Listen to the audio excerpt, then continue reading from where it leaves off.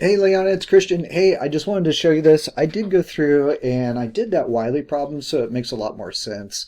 There's just so many different ways of doing it. I tried to follow a little bit better what your teacher did because I like that version a little bit better.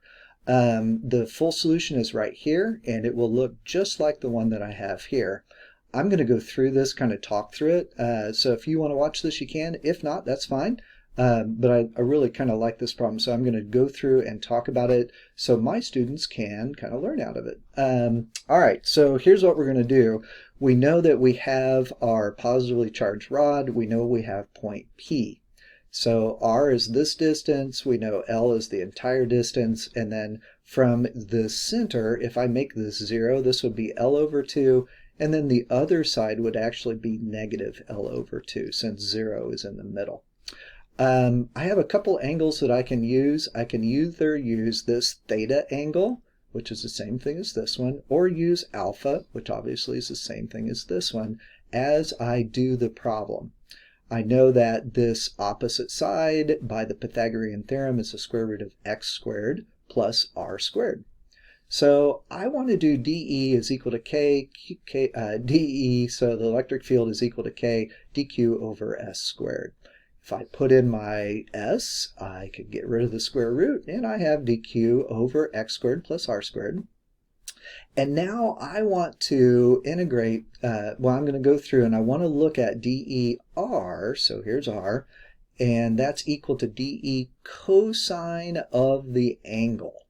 So I'm using cosine of the angle because then when I do my math, it's going to make it probably just a little bit easier for me.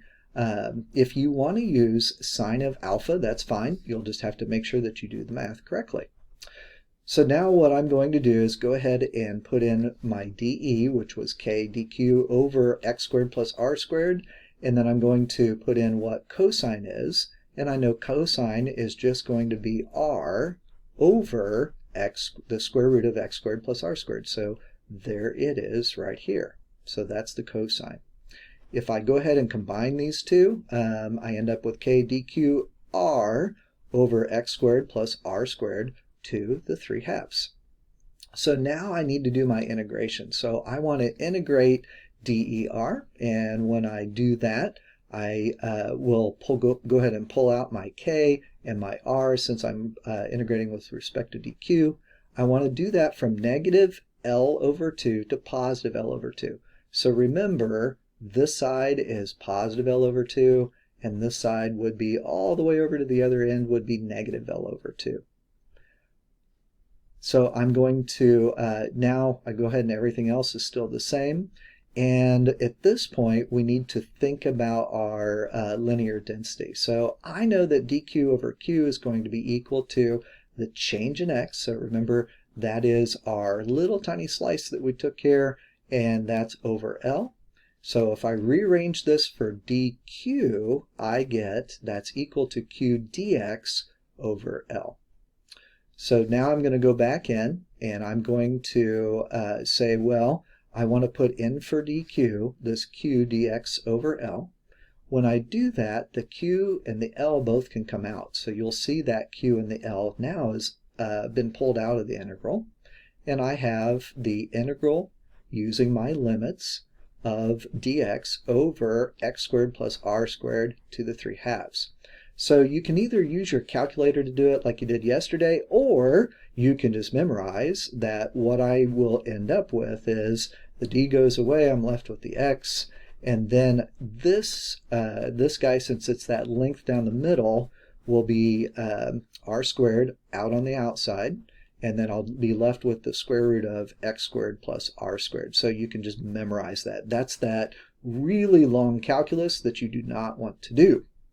So now what I'm going to do is I'm going to evaluate it, but not from negative L over 2, but instead from 0 to L over 2.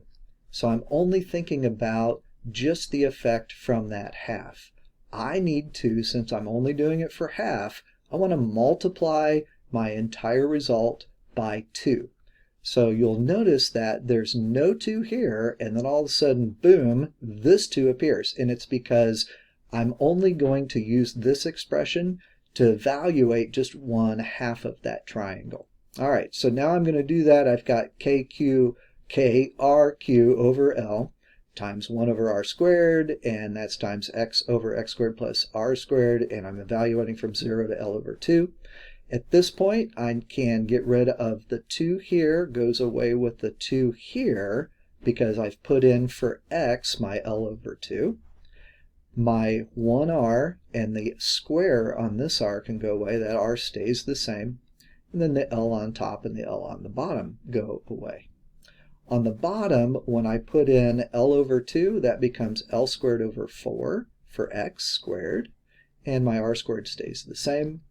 And at this point, what I'm left with is my KQ over r times the square root of L squared over 4 plus r squared.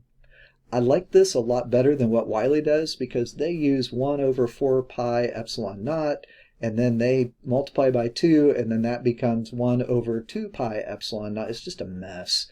So I like this one better. I did plug everything in. I used Desmos to make sure that I had everything plugged in correctly, and I do get that 9.675 newtons per coulomb or volts per meter.